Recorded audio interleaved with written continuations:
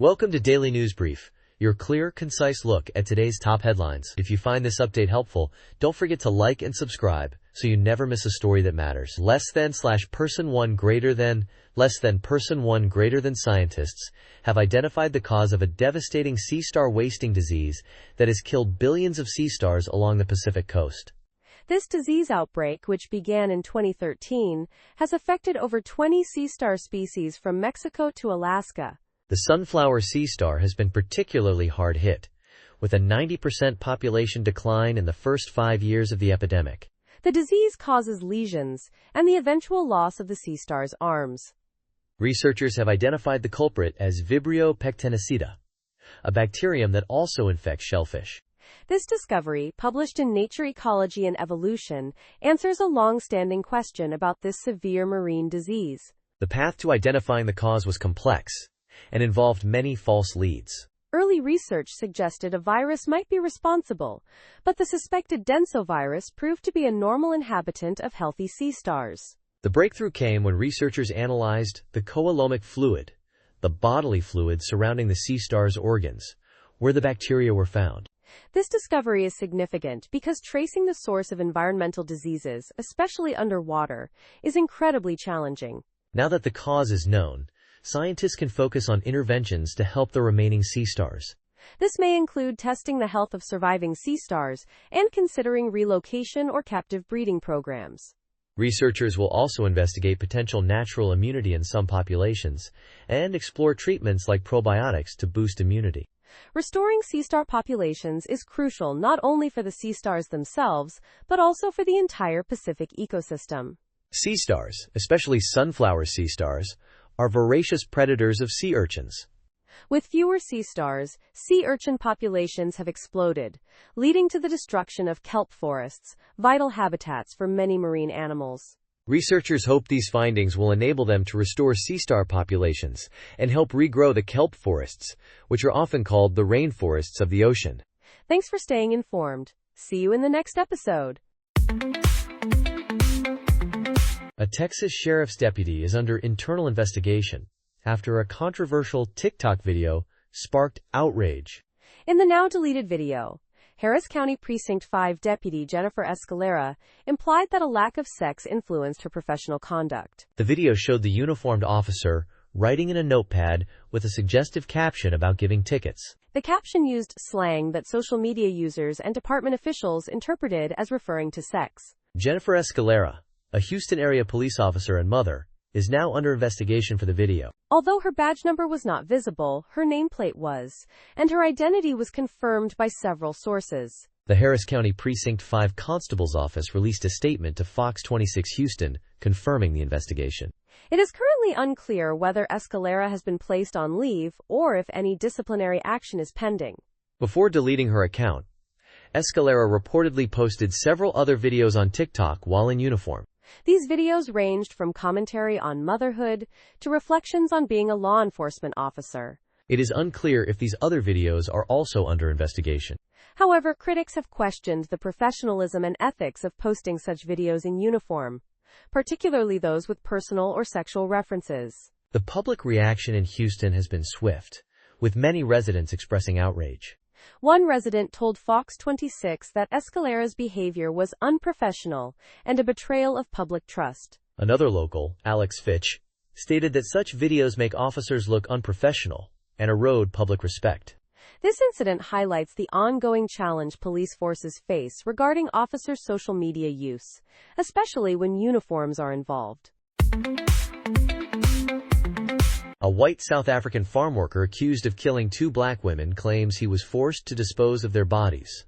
20-year-old Adrian DeWitt is one of 3 men facing murder charges after the deaths of Maria Magato and Lucia Ndlovu. The women, aged 45 and 34 respectively, were allegedly killed last year while searching for food on a farm near Polokwane.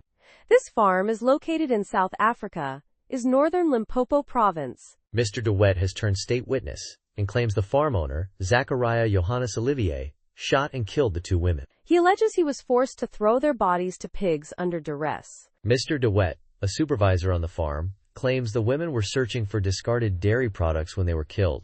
If the court accepts his testimony, all charges against him will be dropped. The case has intensified racial tensions in South Africa, especially in rural areas. Much farmland remains in the hands of the white minority, while most farm workers are black and poorly paid. This fuels resentment among the black population, while many white farmers complain of high crime rates.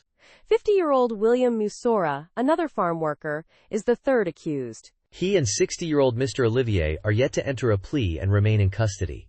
The three men also face charges of attempted murder for shooting at Ms. Ndlovu's husband. They are also charged with possession of an unlicensed firearm and obstructing justice. Mr. Musora, a Zimbabwean national, faces an additional charge related to his status as an illegal immigrant. Canada's merchandise trade deficit widened to $5.9 billion in June, the second largest on record. This large deficit follows April's record of $7.6 billion, when United States tariffs began to significantly impact trade. Canada's exports to the United States, as a share of total exports, decreased to 70% in June. This is down from 83% during the same period last year. Canada's surplus, with the United States, also contracted by half during the same timeframe. Total imports increased by 1.4% in June, reaching $67.6 billion. However, excluding a one-time oil product import, total imports actually decreased by 1.9%. Canada's total exports grew by 0.9% in June, reaching $61.74 billion.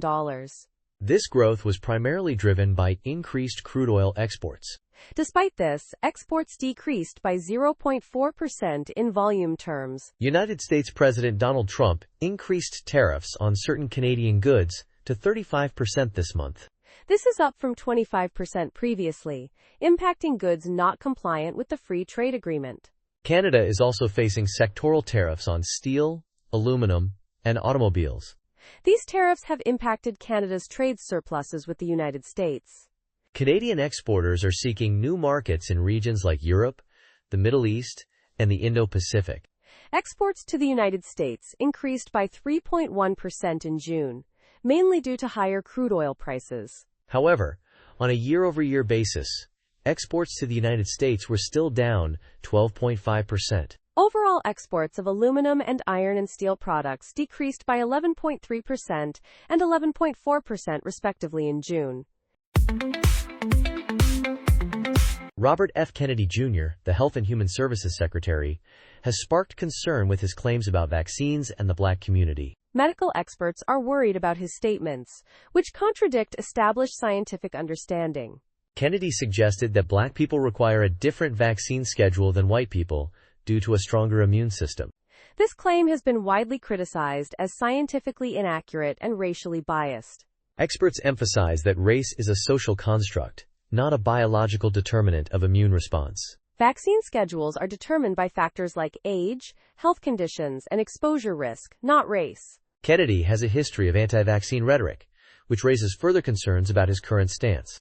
His comments have been labeled as scientific racism, perpetuating harmful stereotypes. This type of rhetoric can have serious consequences for public health, particularly within the black community. It can fuel vaccine hesitancy and erode trust in the healthcare system. Experts worry that Kennedy is exploiting existing mistrust due to historical medical racism. His claims may exacerbate health disparities and undermine efforts to promote equitable access to care. The American Medical Association and the American Academy of Pediatrics have spoken out against Kennedy's actions. Some medical associations are even pursuing legal action against him. This situation highlights the dangers of misinformation, especially when coming from a government official. It underscores the need for evidence-based health policy and trustworthy leadership. Medical experts urge the public to rely on credible sources of information and reject harmful stereotypes. They emphasize the importance of dismantling systemic racism in healthcare and promoting health equity for all. Kyrie Irving recently discussed Bill Gates and land ownership on a Twitch live stream. Irving stated that he found it weird that Bill Gates owns a lot of land in North Dakota and the majority of water in the United States. This sparked discussion and fact-checking on social media platforms. Elon Musk's artificial intelligence chatbot, Grok, clarified that Gates owns approximately 270,000 acres of farmland. This represents 0.0 0.03% of total United States farmland, making him the largest private owner, but not a majority owner. Grok also confirmed that Gates does not own most United States water, as water rights are tied to land and regulated. One social media user expressed concern over Gates accumulating farmland and water resources, viewing it as a potential power move. According to the Land Report 100, Gates owns about 275,000 acres of farmland across at least 18 states. This places him at number 43 on the list of America's largest landowners. While he is the largest private farmland owner, he does not own a majority of farmland. The United States has over 900 million acres of farmland. A 2022 purchase of 2,100 acres in North Dakota by an entity linked to Gates caused controversy. Gates addressed concerns in a Reddit Ask Me Anything, stating he owns less than 1/4,000th of United States farmland. He explained that his investments in farms aim to increase productivity and create jobs, with decisions made by a professional investment team. A group of crocodiles brought to an Israeli settlement in the West Bank decades ago is being euthanized. Israeli authorities stated that government veterinarians culled the crocodiles due to threats posed to area residents. The crocodiles were also suffering from inhumane treatment due to neglect. The Nile crocodiles were kept in abandoned and poor conditions, with insufficient access to food. This lack of food led to cannibalistic behavior among the crocodiles. The crocodiles were originally brought to the town of Petzapel as a tourist attraction. This business venture was disrupted by violence between Israel and Palestinians in the occupied West Bank. An entrepreneur later purchased the crocodiles with hopes of selling their skin. Their fate has been uncertain since Israel passed a law in 2012 classifying the reptiles as protected animals. This law banned raising crocodiles for sale as meat or merchandise. There were concerns about the possibility of a crocodile escaping and reaching the Jordan River. This escape could have caused an international incident due to the proximity to the Jordanian border. Authorities spent a significant amount of money to re-fence the dilapidated farm. The farm has been in disrepair since its closure in 2013. Veterinarians were consulted on the most humane method of euthanizing the crocodiles. The exact number of crocodiles euthanized and the method used have not been disclosed. A 69-year-old woman is in stable condition after a black bear attack outside her Wisconsin home. This incident occurred in mid-July near Comstock, Wisconsin, and initially left the woman in critical condition. Wisconsin wildlife officials confirmed the bear behaved aggressively. The cub, if found, would likely be released due to its size. However, after 2 weeks of searching, officials concluded the bears had left the area. Randy Johnson, a large carnivore specialist, stated their current options were exhausted. They had trapped and released several other bears unrelated to the incident. While Wisconsin has no recent deaths from black bear attacks, such encounters are concerning. Minnesota has reported only 14 bear-related hospitalizations since 1983. These incidents highlight the conflict between human settlements and wildlife habitats. As humans encroach on natural spaces, bears have less room and fewer food sources. Climate change further complicates the issue by affecting bear diets and hibernation patterns. Limited food availability can drive bears closer to human homes, increasing interaction. Locals report increased bear sightings, observing them about once a week in the summer. While bears are typically wary of humans, increased encounters raise concerns. Hand, foot, and mouth disease is increasing in some United States areas, according to public health departments. This highly contagious virus is most common in children under 5 years of age, but people of all ages can be infected. The Fairfax County Health District in Virginia reported 6 outbreaks this year, mainly affecting young children. The United States Virgin Islands Department of Health confirmed 189 cases in St. Thomas, including a possible fatality in a toddler. Cases are increasing, especially type A6, and are spreading to adults with unusual symptoms like widespread rashes and nail loss. Hand, foot, and mouth disease occurs most often during summer and early fall. The viruses that commonly cause this illness are Coxsackie and enteroviruses. It can be transmitted through coughing, sneezing, runny nose, kissing, sharing utensils, blister fluids, and diaper changes. The rash, typically found on the hands and feet, appears as raised or flat red spots that may blister. Hand, foot, and mouth disease is usually mild, presenting with mouth sores, a rash on the hands and feet, fever, and sore throat. It is contagious for several weeks, especially during the first week after symptoms begin. Seek medical care if symptoms worsen or become uncomfortable. The illness spreads easily in daycare and school settings. Children can return to school or daycare when they are fever-free, feeling well enough to participate in activities, and have no open lesions or excessive drooling. Most people recover without treatment within 7 to 10 days. Manage pain and fever with over-the-counter medications, and drink plenty of fluids to avoid dehydration. While complications are rare, pregnant women should consult a doctor if they contract hand, foot, and mouth disease. The most common complication is dehydration due to painful mouth sores that prevent adequate fluid intake. The Lunar Trailblazer mission to the Moon concluded on July 31st. Unfortunately, it did not reach its intended destination. National Aeronautics and Space Administration announced the loss of contact with the satellite shortly after its launch. The satellite was part of the Intuitive Machines 2 mission. It launched aboard a SpaceX Falcon 9 rocket from Kennedy Space Center. The launch occurred on February 26th. Lunar Trailblazer successfully separated from the rocket approximately 48 minutes after launch. Operators in Pasadena, California, established communication with the satellite. However, two-way communication was lost the following day. The team was unable to re-establish the connection. Limited data indicated the satellite's solar arrays were not properly positioned. This prevented them from charging the batteries, which ultimately led to the mission failure. Nikki Fox, Associate Administrator at National Aeronautics and Space Administration Headquarters Science Mission Directorate, acknowledged the disappointing outcome. She emphasized the value of such missions in learning and reducing risks for future low-cost small satellites. These missions contribute to preparing for a sustained human presence on the Moon. She also expressed gratitude to the Lunar Trailblazer team for their dedication and perseverance throughout the mission.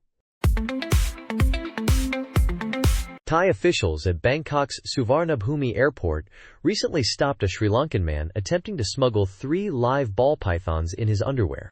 This incident highlights the growing problem of wildlife smuggling, a serious threat to ecosystems and communities worldwide. The man, identified as Shehan, was apprehended due to a tip from the Wildlife Crime Intelligence Center. Authorities were aware of Shehan's prior trafficking offenses in Sri Lanka and tracked him until his departure. Although his luggage appeared normal in the initial scan, a thorough search revealed the snakes hidden in a netted bag within his underwear. Ball pythons are protected under the Convention on International Trade in Endangered Species of Wild Fauna and Flora, requiring permits for international trade.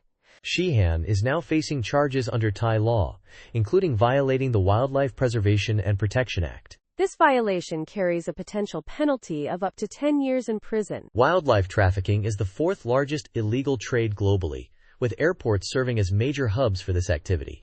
Personal baggage is the second most common method used to transport smuggled animals. Snakes represent 4% of all recorded wildlife seizures, according to the United Nations Wildlife Crime Report. The consequences of wildlife smuggling extend beyond animals, fueling organized crime and threatening public health. The introduction of invasive species through smuggling can also contaminate food systems and water supplies.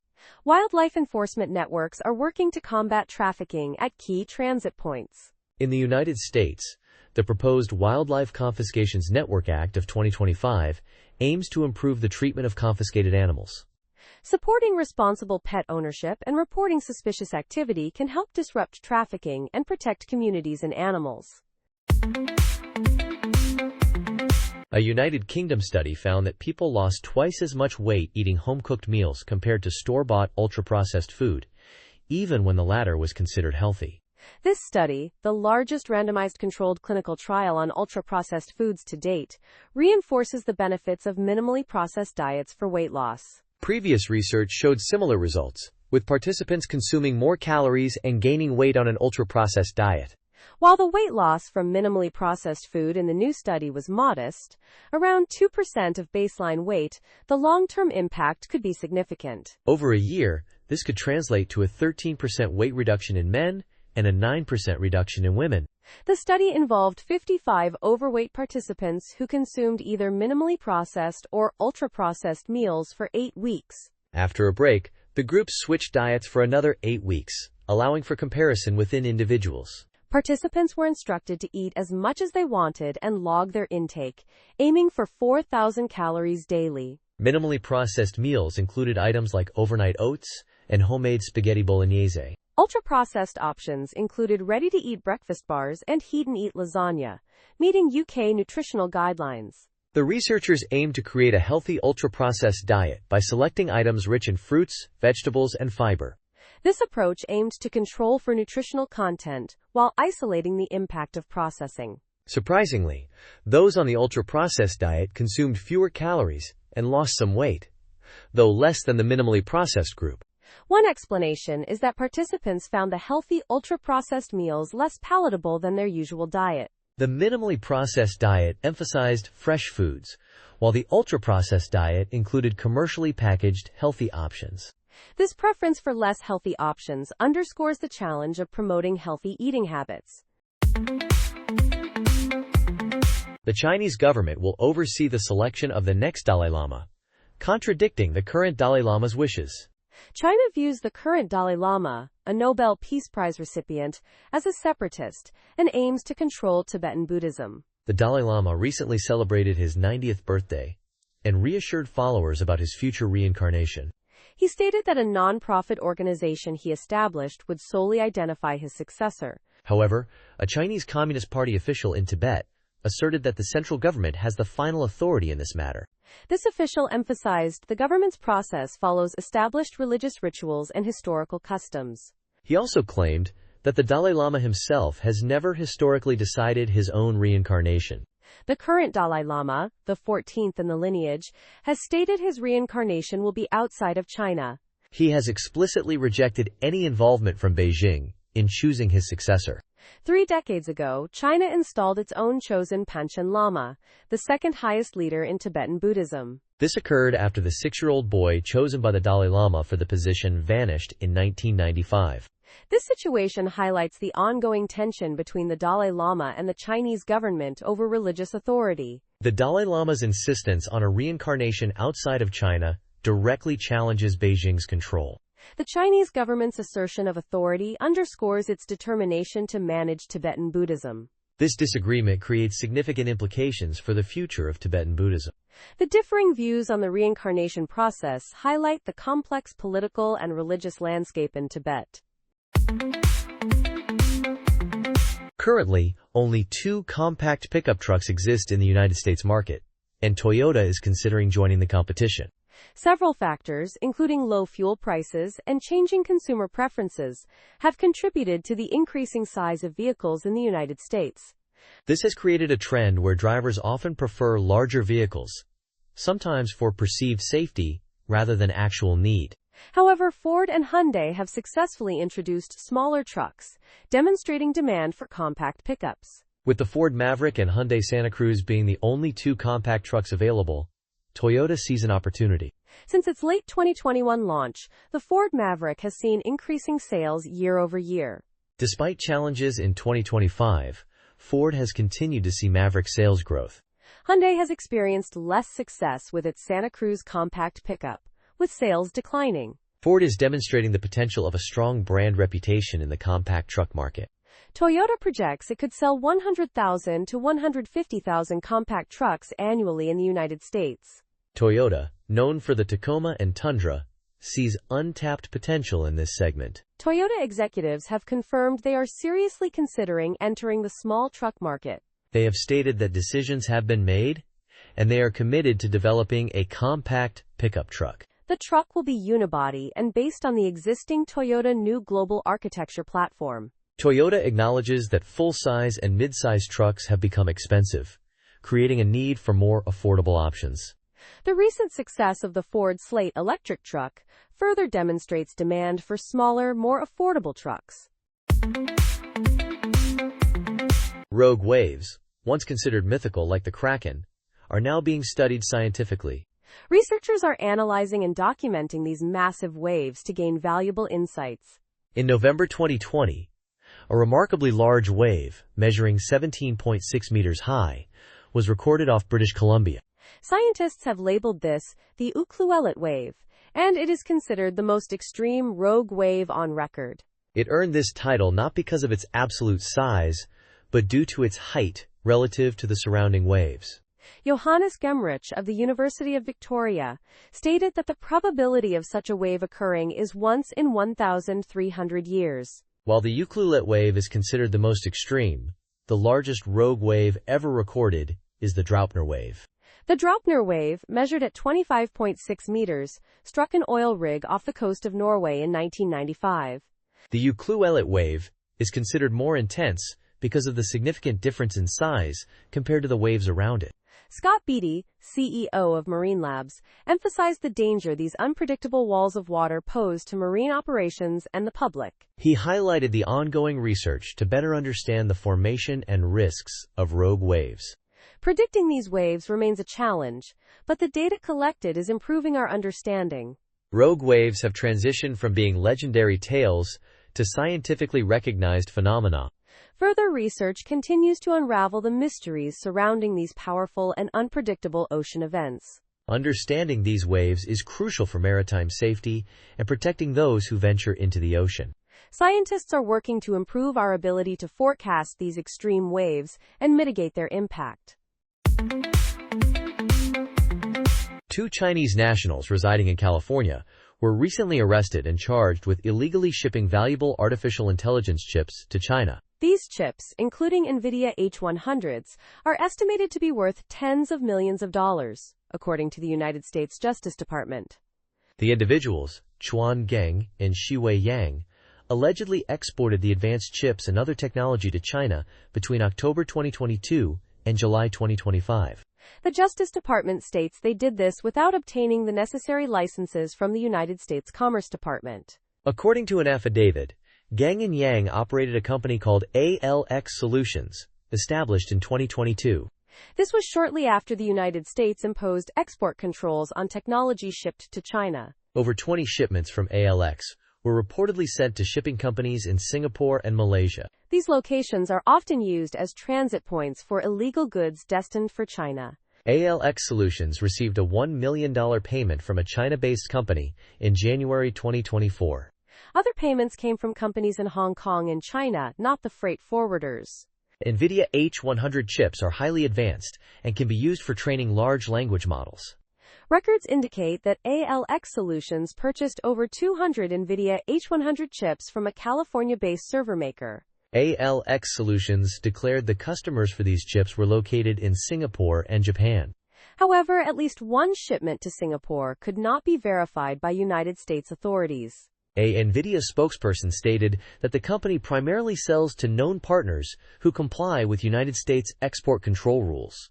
Supermicro, the server maker, affirmed its commitment to complying with all United States export control regulations. A rare adult male bull moose is exhibiting unusual behavior in the Adirondacks region of upstate New York. This moose has been lingering near the Goodman Mountain Trail since May, prompting officials to close the popular hiking trail. Experts estimate the moose to be about 4 years old and weighing approximately 900 pounds. Typically, moose would be at lower elevations browsing on aquatic vegetation at this time of year. Trail cameras are allowing officials to remotely monitor the animal and determine the cause of this strange behavior. A team of experts is also making periodic in-person observations from a safe distance. While some suspect a disease or parasite, no visible signs of illness or aggression have been observed. The moose is not showing signs of struggling, so officials are monitoring and assessing the situation. This situation highlights the importance of trail cameras for non-invasive wildlife observation. Trail cameras allow researchers to safely collect data on animal movement and population size. They can also be used to identify nest predators and catalog vertebrate diversity. This data, combined with other sources, informs wildlife management decisions. Without the pre-existing trail cameras, close monitoring of the moose while maintaining a safe distance would be difficult. The trail in Tupper Lake remains closed as officials continue to observe the moose. In mid-July, experts observed the moose resting in the middle of the trail, exhibiting behavior deemed off. While the moose appears thinner than expected, making a diagnosis in the wild is challenging. Conservative media personality Alex Stein disrupted an NBC News broadcast on Monday. The 38-year-old comedian shouted repeatedly that Message Special Broadcasting Company sucks. He interrupted correspondent Ryan Chandler by stepping in front of the camera. Stein continued his outburst until he was escorted away from the scene. Ironically, his target was not Message Special Broadcasting Company, but NBC News Now. NBC News White House correspondent Kelly O'Donnell addressed the interruption on air. She acknowledged that such incidents can occur. O'Donnell affirmed the network appreciates free speech, but will maintain control of their broadcasts. Supporters of Make America Great Again celebrated Stein's actions. They expressed their approval of his disruption of the news broadcast. The incident sparked discussion about free speech and media coverage. Stein is known for his provocative and often controversial stunts. This interruption has further solidified his position among certain political groups. The long-term implications of this incident remain to be seen. However, it highlights the increasingly contentious relationship between media outlets and certain segments of the public. It also underscores the challenges of maintaining order during live broadcasts. United States border agents were instructed to halt deportations under President Donald Trump's asylum ban. This directive follows a partial court order limiting the ban's scope. The court ruled the ban cannot completely suspend humanitarian protections for asylum seekers. Customs and Border Protection officials received instructions this weekend to process migrants under existing United States immigration law. The instructions directed officials to cease deportations enacted under President Trump's asylum ban. Last month, a lower court judge blocked the ban, stating President Trump overstepped his authority. The judge argued the proclamation declaring illegal immigration an emergency and bypassing legal processes was unlawful. The American Civil Liberties Union challenged the ban on behalf of advocacy groups and affected migrants. Their argument centered on the ban violating United States laws and international treaties. President Trump has increased arrests of immigrants in the United States illegally and cracked down on border crossings. He has also revoked the legal status of numerous migrants since January 20th. President Trump has pledged to deport millions of people in the country illegally. The administration continues to face numerous lawsuits across the country regarding its immigration tactics. These lawsuits challenge the legality and ethics of the administration's approach. The legal battles surrounding immigration policy continue to unfold. The future of the asylum ban and related policies remains uncertain. iOS 18.6, potentially the last major update for iOS 18, offers important security updates and bug fixes. After updating, it is a good time to adjust your iPhone settings for optimal performance and prevent future issues. Customizing settings can enhance your iPhone experience significantly. 10 key settings can improve iPhone usability, battery life, and privacy. These adjustments are easy to implement, even for non-technical users. If your iPhone feels slow or not working as desired, these tweaks might help. The Mail app categories feature sorts emails into primary, transactions, updates, and promotions. For a chronological inbox view despite categories, swipe right and tap All Mail. To disable categories, tap the three-dot menu, then List View. iOS 18 allows customization of lock screen buttons beyond the flashlight and camera. Archaeologists discovered a 2,600-year-old clay seal bearing the name of a possible biblical figure. This seal, from the First Temple period, offers a fascinating glimpse into the past. Experts believe it belonged to the son of Asayahu, a senior official of King Josiah of Judah. In ancient times, seals served as a primary form of identification, much like driver's licenses or social media handles today. They were used to prevent theft, mark property, and signify ownership of goods like wine and oil. For historians, seals provide valuable chronological context in ancient studies. The seal was unearthed during excavations in Jerusalem by the Temple Mount Sifting Project. Archaeologist Mordecai Ehrlich made the initial discovery of this rare artifact. Markings indicate the seal was used to close a bag or storage vessel. The writing style confirms its origin in the First Temple period, between the late 7th and early 6th centuries before Common Era. A preserved fingerprint, likely from the seal's owner, was also discovered. The inscription reads, "Belonging to Yediah, son of Asayahu." The name Asayahu appears in the Hebrew Bible in the story of King Josiah. Asayahu was one of King Josiah's senior officials, sent to consult the prophetess Huldah. Given Asayahu's prominent position, his son Yediah likely also held an important role. While not definitively confirmed, it is highly probable that the seal belonged to this Yediah. The Department of Health and Human Services will cancel contracts and pull funding for some vaccines being developed to fight respiratory viruses. Robert Kennedy Jr. announced that 22 projects, totaling $500 million, for vaccine development using messenger ribonucleic acid technology will be halted. This decision is the latest in a series of moves reflecting Kennedy Jr.'s doubts about vaccines. He has pulled back recommendations around coronavirus disease, 2019 shots, fired the vaccine recommendation panel, and hesitated to endorse vaccinations during a measles outbreak. Kennedy Jr. criticized messenger ribonucleic acid vaccines on social media, explaining the decision to cancel projects led by leading pharmaceutical companies. These companies, including Pfizer and Moderna, were developing vaccines offering protection against viruses like influenza, coronavirus disease 2019, and avian influenza, A subtype H5N1. Kennedy Jr. stated that the department is prioritizing the development of safer, broader vaccine strategies. These strategies include whole virus vaccines and novel platforms that do not collapse when viruses mutate. Infectious disease experts maintain that messenger ribonucleic acid technology is safe and credit it with slowing the 2020 coronavirus pandemic. They warn that future pandemics will be harder to stop without messenger ribonucleic acid technology. Mike Osterholm, an infectious disease expert, expressed concern, calling it a dangerous decision in public health. He noted that messenger ribonucleic acid technology offers rapid production, crucial for new pandemics requiring new vaccines. Dr. Paul Offit, a vaccine expert, expressed concern about shelving messenger ribonucleic acid projects amid bird influenza pandemic concerns. He emphasized that existing messenger ribonucleic acid vaccines have saved millions of lives. Messenger ribonucleic acid technology is being explored for cancer immunotherapies, with billionaire Larry Ellison praising its potential to treat cancer. The traditional vaccine development process involves growing virus pieces and purifying the material.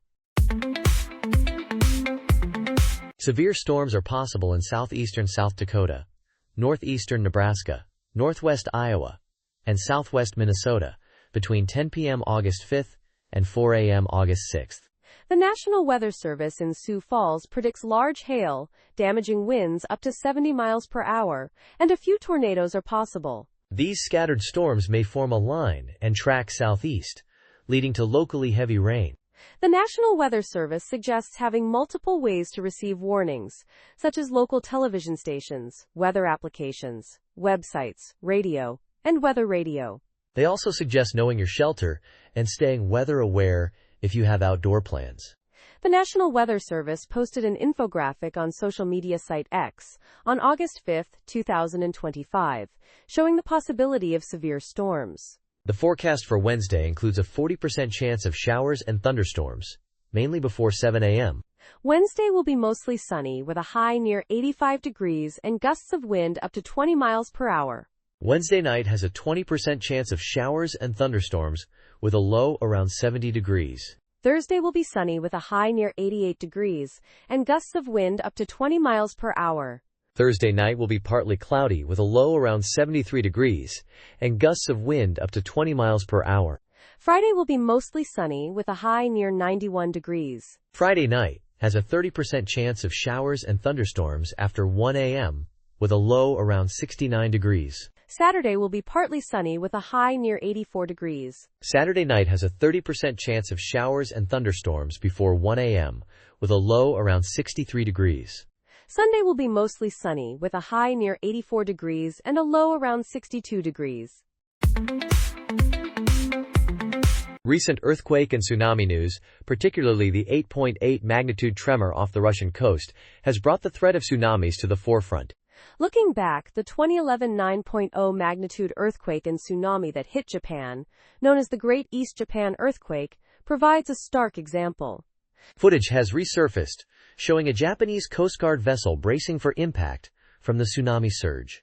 The caption describes how the crew measured and timed the wave before heading into it. This earthquake was the most powerful ever recorded in Japan, and the fourth most powerful globally since modern seismology began.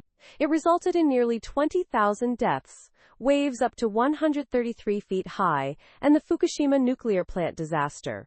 The tsunami triggered warnings throughout the Pacific Basin, traveling at speeds approaching 500 miles per hour.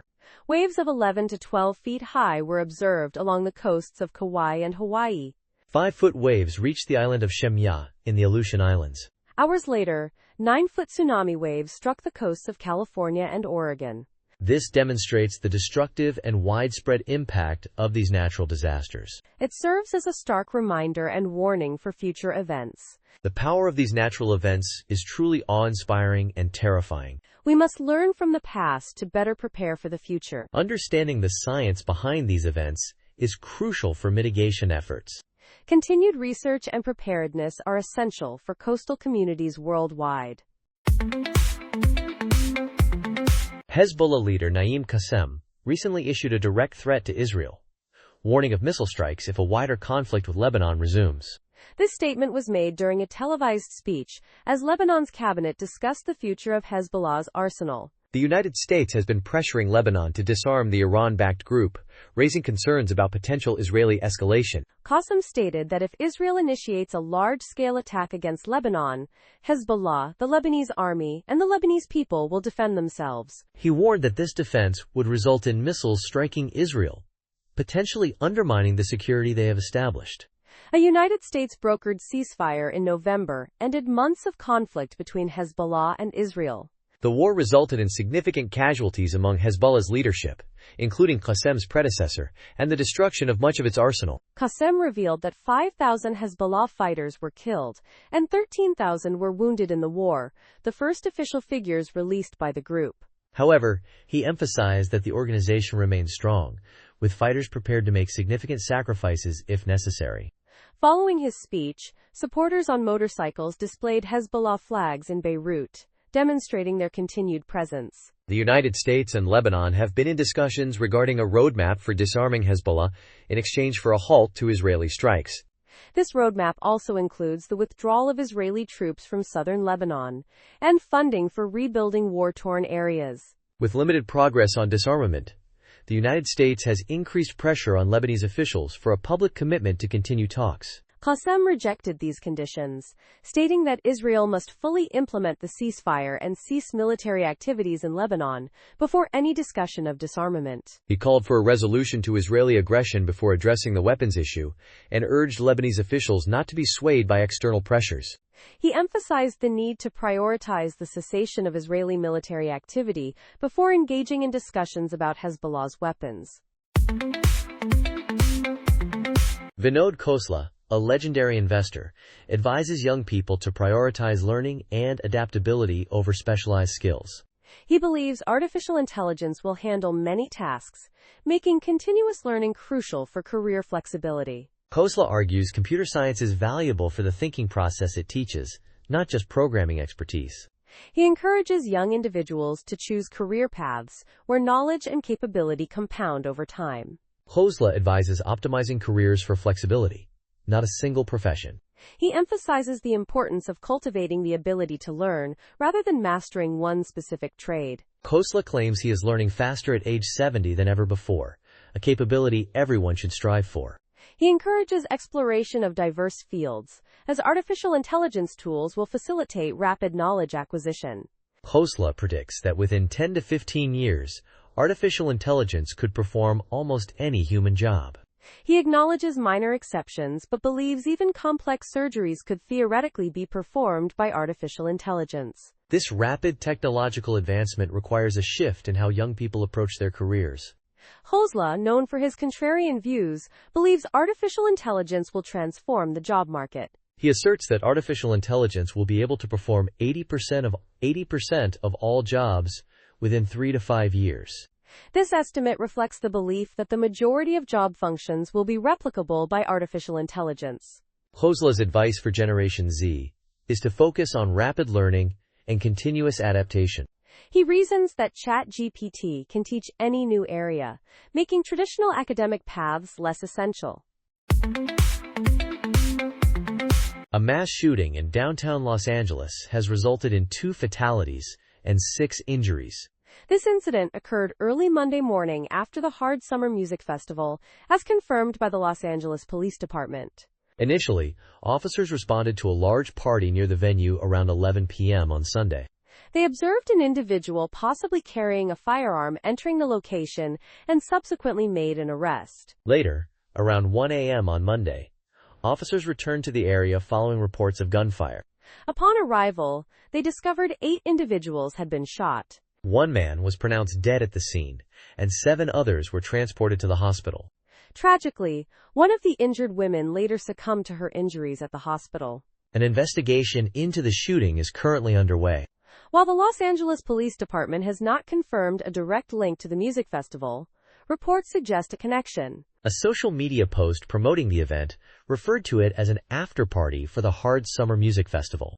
This festival, featuring house and techno music, took place on Saturday and Sunday at Hollywood Park. The festival included numerous musical acts, performing across 7 stages over 2 days. In addition to the main performances, several pre-parties and after-parties were promoted on the festival website. 4 official after-parties were scheduled for Sunday, all commencing at 10 p.m. local time. This is a developing story, and further updates will be provided as they become available. A federal judge has ordered Florida and federal officials to disclose agreements regarding the Everglades Immigration Detention Facility, nicknamed Alligator Alcatraz. The judge demands clarification on which agency or contractor holds legal authority to detain individuals and perform immigration officer roles at the facility. By Thursday, officials must produce all written agreements and contracts concerning the legal custody of the hundreds of detainees. This order stems from a civil rights lawsuit alleging that detainees' constitutional rights are being violated at Alligator Alcatraz. The lawsuit asserts that detainees are barred from meeting with lawyers and held without charges. Additionally, it claims that a federal immigration court has canceled bond hearings for the detainees. The question of authority over the detention center has been unclear since its opening in early July. The federal government in Florida sought to limit disclosure to agreements between United States Immigration and Customs Enforcement and 3 state agencies. These agencies are the Florida Highway Patrol, the Florida National Guard, and the Florida Department of Law Enforcement. The detainees' attorneys requested broader documentation, including information on removal proceedings and employee numbers. However, the judge deemed these requests too broad in scope. This lawsuit is the second legal challenge against Alligator Alcatraz. Environmental groups have also filed suit, claiming violations of state and federal environmental laws. A hearing on the environmental lawsuit is scheduled for Wednesday. Separately, the Archdiocese of Miami announced it held its first Mass at the detention center on Saturday. This followed weeks of negotiations with authorities to allow pastoral care for the detainees. Verizon customers are facing some unwelcome news this week, following an earlier announcement of planned fee increases.